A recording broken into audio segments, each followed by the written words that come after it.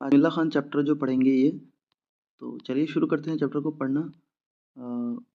देखो, यहाँ पर चैप्टर जो है यहाँ शुरू हुआ यहाँ से कि थिंक ऑफ द शहनाई। देखो पहले कहा गया है कि think of the shehnai and the first thing you will probably imagine is a wedding और ए सिमिलर ओकेजन और फंक्शन। यानी कि यहाँ पर कहा गया है कि आप सोचिए शहनाई के बारे में, तो सबसे पहली चीज़ जो आपके दिमाग में आएगी वो होगी किसी शादी समारोह का उत्सव, ठीक है, जहाँ पर ये शहनाई बजाया जाता है। तो आपके दिमाग में क्लिक करेगा शहनाई का नाम सुनते ही शादी। The next would be probably be उस्ताद बिस्मिल्लाह खान। उसके बाद जो दिमाग में आपके आएगा वो इनका नाम आएगा, किनका? उस्ताद बिस्मिल्लाह खान का। द शहनाई मास्ट्रो, जो कि शहनाई में जिन्होंने मास्टरी की थी, ठीक है, शहनाई के मास्टर थे, मास्ट्रो इसे लिखा गया है। प्लेइंग हिज दिस इंस्ट्रूमेंट, और ये इंस्ट्रूमेंट बजाने में वो शहनाई के मास्टर थे, ठीक है। अभी देखो हम पढ़ेंगे चैप्टर में, तो नंबर 1 पैराग्राफ है। एम्परर औरंगजेब, जो औरंगजेब जो सम्राट थे, band the playing of A musical instrument, उन्होंने बैन किया था यानी कि बंद कर दिया था playing of A musical instrument. एक म्यूजिकल इंस्ट्रूमेंट है जो एक वाद्य यंत्र है म्यूजिकल, उसको बजाने के लिए, कोल्ड पुंगी, जिसका नाम था पुंगी। और कहाँ पर बैन किया था औरंगजेब ने? तो band in the royal residence for, यानी कि जो राज दरबार था उनका, वहाँ पर। For it had A shrill unpleasant sound, क्योंकि इसका जो आवाज़ था काफ़ी कर्कश आवाज़, खराब बेहुदा आवाज़ था, इसीलिए उसको अपने राज दरबार में पुंगी को बंद कर दिया था औरंगजेब ने, ठीक है।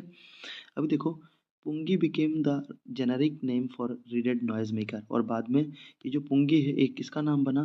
तो ये बना जेनरिक नेम। ये जेनरिक नेम का मतलब क्या? देखो, a name given to a class और ग्रुप एज ए होल, यानी कि कोई एक क्लास या फिर कोई एक ग्रुप म्यूजिक का उसको नाम दिया जाता है एक साथ में, जेनरिक नेम। तो ये जो पुंगी है वो क्या था? एक जेनरिक नेम था फॉर रीडेड नॉइज मेकर, जो नॉइज मेकर होते हैं उनका।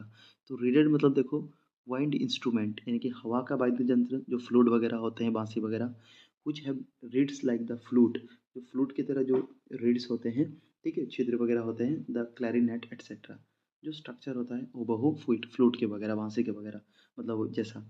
तो वही है कि अभी कहा गया है कि it had a shrill, pungi became the generic name, उसका जेनरिक नेम पड़ा फॉर रीडेड नॉइज मेकर। तो याद रखना, generic name reeded noise maker का नाम क्या है? पुंगी।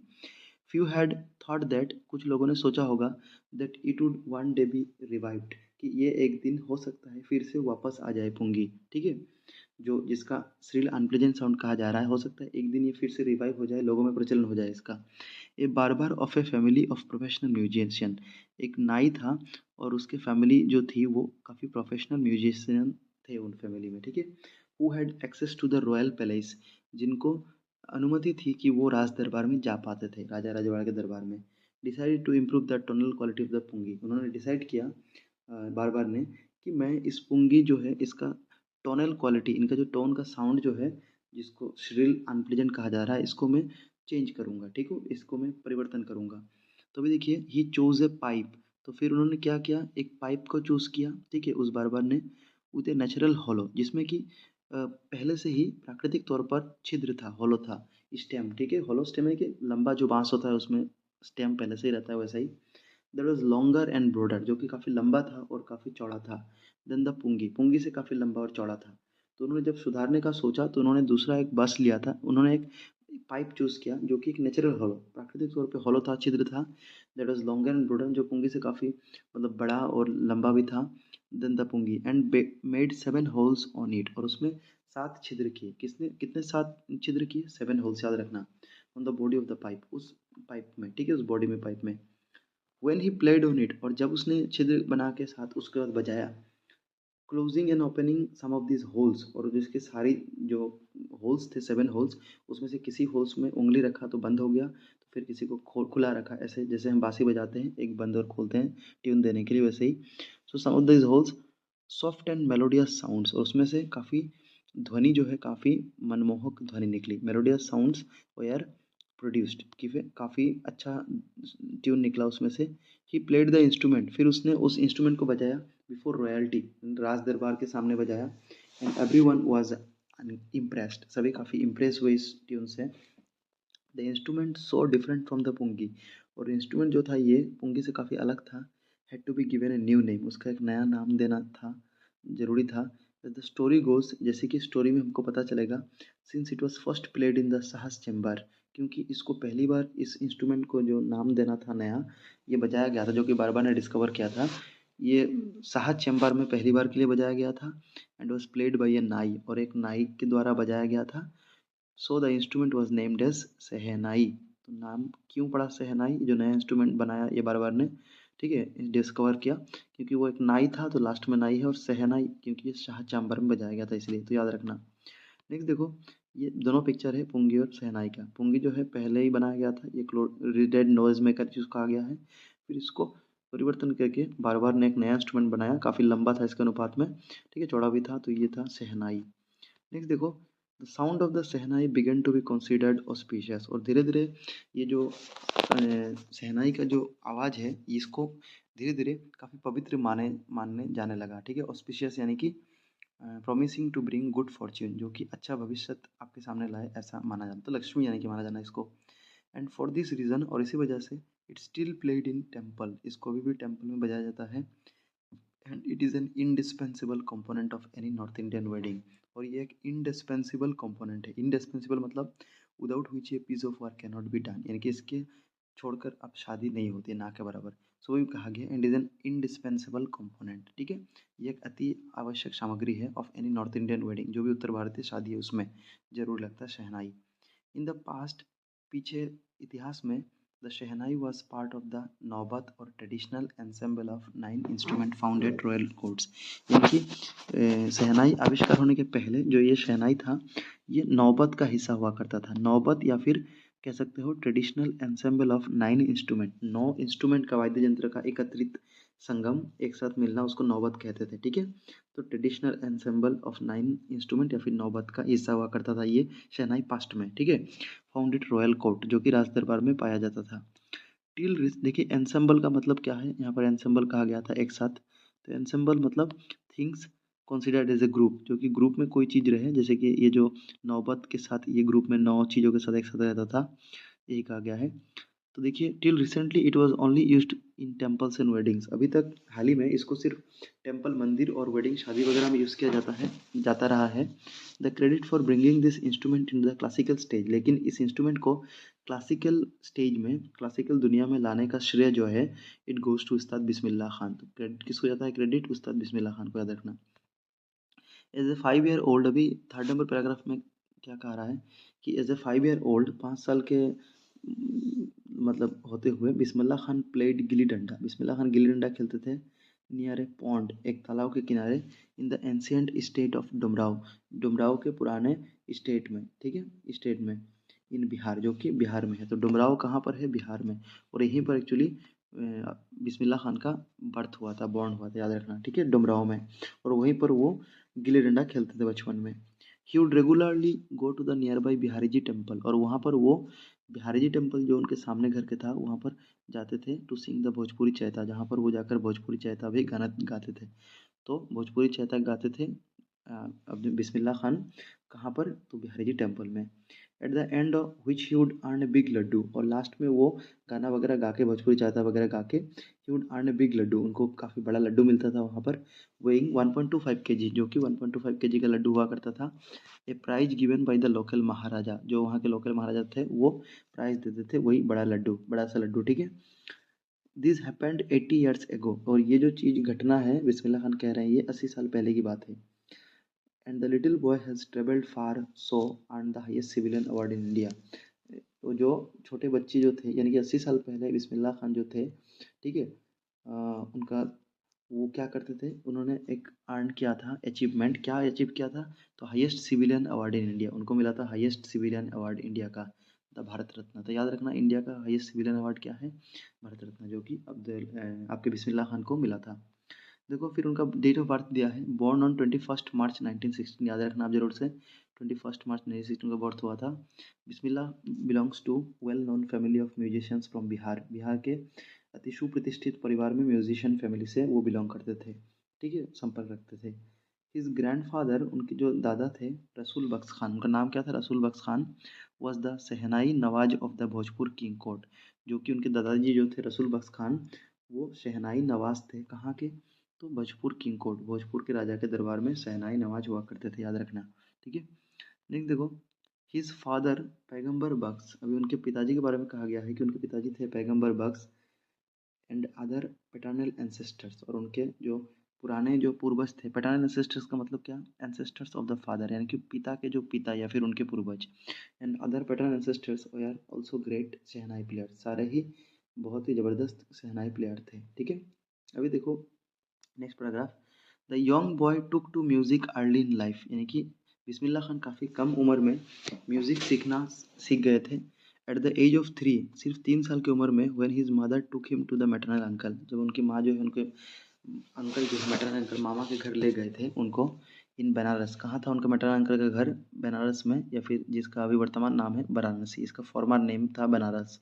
ठीक है, Bismillah was fascinated in watching his uncle practice the shehnai, Bismillah Khan काफ़ी खुश हुआ करते थे, आकस्मित हुआ करते थे उनके अंकल को शहनाई बजाते हुए देखकर, प्रैक्टिस करते हुए।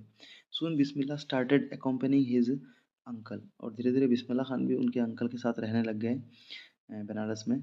Ali Bakhsh to the Vishnu temple of Banaras, Ali Bakhsh जो कि उनके अंकल का नाम है, वो कहाँ पर बजा रहे थे, तो विष्णु टेम्पल ऑफ बनारस का विष्णु टेम्पल जो है, where Bux was employed to play the shehnai, जहाँ उनका जॉब था, एम्प्लॉय किया गया था, उनको नियुक्त किया गया था to play the shehnai, shehnai बजाने को। ठीक है, Ali Bakhsh would play the shehnai and Bismillah would sit captivated for hours on end, यानी कि उस टाइम पे अली बख्श जो है वो, अली बख्श यानी कि जो उनके मामा जी थे मैटरनल अंकल, वो बजाते थे shehnai, and Bismillah would sit captivated, और बिस्मिल्लाह खान चुपचाप बैठते थे फॉर आवर्स, घंटों तक, ऑन एंड, लास्ट तक, ठीक है, जब तक ख़त्म ना हो जाए वो। Slowly he started getting lessons, धीरे धीरे वो सीखना शुरू हो गए lessons in playing the instrument, वो इंस्ट्रूमेंट बजाने को, and would sit practising throughout the day, और सारा दिन वो प्रैक्टिस करते थे बैठ कर। ठीक है, फॉर ईयर्स टू कम, और आने वाले दिनों में, आगे आने वाले दिनों में, the temple of Balaji and Mangal Maiya and the banks of the Ganga became the young apprentice favorite haunts where he could practice in solitude, और धीरे धीरे आने वाले दिनों में क्या हुआ, जैसे जैसे बिस्मिल्लाह खान बड़े होते गए, तो क्या हुआ, अ, जो वो थे वो, for years to come the temple of Balaji, Balaji के टेम्पल में, और फिर मंगला मैया जो थी उनकी टेम्पल में, और bank of the Ganga, Ganga river के तीर में, ठीक है, साइड में, क्या हुआ, became the young apprentice favourite haunt, उनका जो फेवरेट प्लेस बनता गया वो स्थान, इस स्थान पे वो मतलब पहुंच जाते थे प्राय ही, क्योंकि वहीं पर वो पले बड़े थे, मतलब 3 साल की उम्र में वही आए, वहीं से बहुत कुछ सीखे उनके मामा जी के साथ, इसलिए। तो देखिए, इन सॉलिट्यूड यानी कि वहाँ सॉलिट्यूड यानी कि अकेले आकर वहाँ पर काफ़ी चीज़ें प्रैक्टिस करते थे वहाँ पर। The flowing waters of the Ganga inspired him to improvise, जो गंगा की जो कलधर जो पानी जो बहता हुआ पानी था, उससे उन्होंने काफ़ी चीज़ें इंस्पायर किया अपने आप को, तो वही कहा गया कि इंस्पायर्ड हिम टू इम्प्रोवाइज, परिवर्तन चेंज करने को लाइफ में इनको सिखाया गंगा नदी का जो ठीक है फ्लोइंग वाटर था, and invent ragas that were earlier considered to be beyond the range of the shehnai, और ऐसे राग जो कि म्यूजिशियन पकड़ते हैं, राग संगीत का, जो कि पहले शहनाई के इस्तेमाल के मतलब डिस्कवरी के पहले असंभव था, ऐसा राग उन्होंने वहाँ पर आलापना शुरू किया। अभी देखो, एट द एज ऑफ 14, 14 साल की उम्र में, बिस्मिल्लाह अकम्पनीड हिज अंकल, उन्होंने अपने अंकल के साथ वो साथ गए to the Allahabad music conference, कहाँ गए, इलाहाबाद म्यूजिक कॉन्फ्रेंस में। At the end of his recital, और जब उनका परफॉर्मेंस खत्म हुआ वहाँ पर, उस्ताद फैयाज खान, इनका नाम याद रखना, Ustad Faiyaz Khan, patted the young boys back, Abdul Kalam के पीठ में थपथपाया, शाबाशी दिया, एंड सेड, उनको कहा, work hard and you shall make it, तुम परिश्रम करो और तुम इसे ज़रूर पालोगे। With the opening of the All India Radio, opening जो हुआ ऑल इंडिया रेडियो का in Lucknow in 1938, came Bismillah big break, Bismillah Khan को एक बड़ी उनकी लाइफ में एक टर्निंग पॉइंट आया, ठीक है, बिग ब्रेक यानी कि कुछ इंपॉर्टेंट उनकी लाइफ में आया। He soon became an often heard shehnai player on radio, और धीरे धीरे लोग उनको रेडियो में सुनते गए शहनाई प्लेयर के नाते। ठीक है, तो ये 1947 15 अगस्त में एक बहुत बड़ा दिन था, क्योंकि उस दिन वो लाल किले में, ठीक है, शहनाई बजाया था उन्होंने, इसीलिए। अभी देखो, अ, तो उन्होंने क्या बजाया था वहाँ पर, हमने ये मिला हमको कि वहाँ पर वो राग काफ़ी बजाए थे, क्या बजाए थे, राग काफ़ी। ठीक है, तो यहाँ पर वो इंडिपेंडेंस जब था इंडिया का, तो उस टाइम पे वो क्या बजाए थे, तो राग काफ़ी बजाए थे, रेड फोर्ट से, लाल किले से बजाए थे। ठीक है, और उस रेड रेड फोर्ट में भारत के प्रधानमंत्री पंडित जवाहरलाल नेहरू पहले प्रधानमंत्री भी थे जिन्होंने एक स्पीच दिया था जिसका नाम था ट्रिस्ट विथ डेस्टिनी स्पीच, याद रखना ये जवाहरलाल नेहरू का स्पीच है। फिर देखो Bismillah Khan has given many memorable performance, बहुत सारी यादगारी परफॉर्मेंस याद, ठीक है, जो याद रहे काफ़ी दिनों तक, ऐसा परफॉर्मेंस दिया था both in India and abroad, India में भी और बाहर में भी। इस फर्स्ट ट्रिप अब्रॉड, उसका पहला जो उनका विदेशी भ्रमण था वॉज टू अफगानिस्तान, अफगानिस्तान में, याद रखना ये ज़रूर से। वेयर किंग जाहिर शाह, जहाँ पर अफगानिस्तान के राजा किंग जाहिर शाह ने was so taken in by the maestro, यानी कि उनके परफॉर्मेंस से काफ़ी वो अट्रैक्टेड हुए थे, टेकन इन यानी कि अट्रैक्टेड हुए थे, ठीक है, या फिर चार्म्ड हुए थे। तो देखिए that he gifted him priceless Persian carpet, कि उनको इतना खुश हुए थे वो किंग शाही जाहिर शाह कि उनको पर्शियन कारपेट जो है उन्होंने गिफ्ट कर दिया था, एंड द अदर सोविनियर्स, और दूसरी जो सोविनियर्स, सोविनियर्स का मतलब देखिए things given in memory of a place, एक प्लेस के याद में कुछ चीज़ें किसी को देना, तो वो दिया गया था। He gifted him priceless Persian carpet, priceless Persian carpet दिया था, ठीक है, एंड अदर सोविनियर दूसरी चीज़ें चीज़ें the king of Afghanistan was not the only one to be fascinated with Bismillah music, Bismillah Khan की म्यूजिक से सिर्फ किंग जो थे अफगानिस्तान के वही प्रभावित नहीं हुए थे, फिल्म डायरेक्टर विजय भट्ट, जो फिल्म डायरेक्टर विजय भट्ट थे वो भी प्रभावित हुए थे, सो इम्प्रेस्ड, इतना इम्प्रेस्ड हुए थे after hearing Bismillah Khan play, बिस्मिल्लाह खान का जो गाना सुनकर एट ए फेस्टिवल, एक समारोह में, that he named a film after the instrument called गूंज उठी शहनाई, उन्होंने एक फिल्म का नाम दे दिया उनके गाने के पीछे, तो उसका नाम था गूंज उठी शहनाई, ठीक है, शहनाई के नाम से उन्होंने नाम दिया। कौन थे? विजय भट्ट। अभी देखिए ये फिल्म गूंज उठी शहनाई, अभी देखो फिल्म वॉज हिट, वो फिल्म भी काफ़ी हिट हुई जो गूंज उठी शहनाई नाम दिया गया, and one of Bismillah composition, और वो बिस्मिल्लाह खान के द्वारा लिखी गई एक कॉम्पोजिशन थी, ठीक है। दिल का खिलौना है टूट गया, तो ये कॉम्पोजिशन का नाम क्या था गाना का? तो दिल का खिलौना है टूट गया, याद रखना, ये बिस्मिल्लाह खान का है। Turned out to be a nationwide chartbuster, और ये चीज़ें सारी देश में चार्ट बस्टर यानी कि रिकॉर्ड ब्रेकर हुआ ये जो गाना आया, ठीक है। डिस्पाइट दिस ह्यूज सक्सेस, इतने सक्सेस के बावजूद, in the celluloid world, Bollywood के जगत में यानी कि सिनेमा के जगत में, ठीक है, सेलुलॉइड यानी कि old fashioned way of thinking films, referring to films, तो सेलुलॉइड वर्ल्ड में क्या है, Bismillah Khan venture in film music was limited to two, यानी कि बिस्मिल्लाह खान जो है म्यूजिक इंडस्ट्री में सिर्फ दो ही ऐसे अवदान दे पाए, ठीक है, याद रखना, दो ही ऐसे मतलब फिल्म वगैरह में उन्होंने अपना शहनाई का आवाज़ दिया, वो क्या था? विजय भट्ट गूंज उठी शहनाई, एक तो विजय भट्ट ने जिनका अपना नाम रख लिया था गूंज उठा शहनाई, और दूसरा क्या था? विक्रम श्रीन ठीक है, विक्रम श्रीनिवास कनाडाज वेंचर, तो विक्रम श्रीनिवास का कनाडा जो था वो दोनों ही मिलते जुलते हैं काफ़ी, ठीक है। तो मतलब यही दो में उन्होंने कॉम्पोजिशन किया था, याद रखना, एक विक्रम श्रीनिवास का कनाडा वेंचर जिसका नाम था सनाधिया पन्ना, और एक तो गूंज उठी शहनाई विक्रम भट्ट का, ठीक है। नेक्स्ट देखो अभी देखो लास्ट लाइन में बोला है, I just can't come to terms with the artificiality and glamour of the film world, अभी कभी बिस्मिल्लाह खान ने कहा है कि मैं जो है ये चीज़ें मुझे पसंद नहीं थी क्योंकि मैं ग्लैमर और फिर आर्टिफिशियलिटी के साथ ये नहीं आ पा रहा था, ही सेज विथ एम्फासिस, इस इन्होंने ये चीज़ें जोड़ दे के बताई, ठीक है, याद रखना।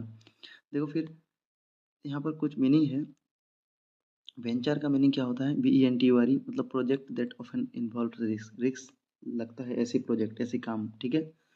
देखो awards and recognition came thick and fast, यानी कि बहुत जल्दी जल्दी बिस्मिल्लाह खान को बहुत सारे अवार्ड और सुनाम प्राप्ति होते गया।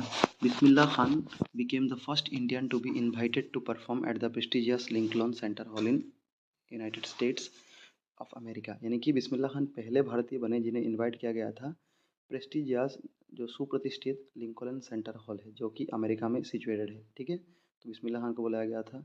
He also took part in the world exposition in Montreal, और उन्होंने इसमें भी भाग लिया था वर्ल्ड एक्सपोजिशन जो कि मॉन्ट्रियल में था, तो याद रखना, in the Cannes art festival, जो कि केन्स आर्ट फेस्टिवल होता है उसमें, and in the Osaka trade fair, और ओसाका ट्रेड फेयर में भी, ठीक है। देखो next, so well known did the became international, he became internationally fit internationally that an auditorium in Tehran was named after him, यानी कि वो इतना सुप्रतिष्ठित हुए दुनिया भर में कि उनके पीछे नाम के पीछे एक ऑडिटोरियम बनाया गया तेहरान में जिसका नाम था ताहर मॉस्क उस्ताद, ताहर मोसिक उस्ताद बिस्मिल्लाह खान, ठीक है, तो उनके नाम पर था ताहर मोसिक उस्ताद बिस्मिल्लाह खान। अभी देखो national awards like the Padma Shri, the Padma Bhushan and the Padma Vibhushan were conferred on him. तो उन्होंने उनको नेशनल अवार्ड भी मिले थे, जैसे कि मान लो पद्मश्री, पद्म विभूषण और पद्म भूषण, ठीक है। और इसके अलावा हाईएस्ट सिविलियन अवार्ड भारत रत्न मिला था उनको कितने साल में, देखो in 2001 Ustad Bismillah Khan was awarded India's highest civilian award Bharat Ratna, the Bharat Ratna. देखो ये जो भारत रत्न या फिर नेशनल अवार्ड से इनका सीरियल क्रम क्या है आपको याद रखना जरूरी है, आप आगे रख लीजिए। तो सबसे पहले तो आपको भारत रत्न दिया गया था, 1 नंबर आएगा, फिर 2 नंबर में आएगा आपका पद्म विभूषण, फिर 3 नंबर में आएगा पद्म भूषण, फिर चौथा आएगा पद्मश्री। तो ये आपका डिक्रीजिंग ऑर्डर है, यानी कि बढ़ते से नीचे के क्रम में है, ठीक है। अभी देखो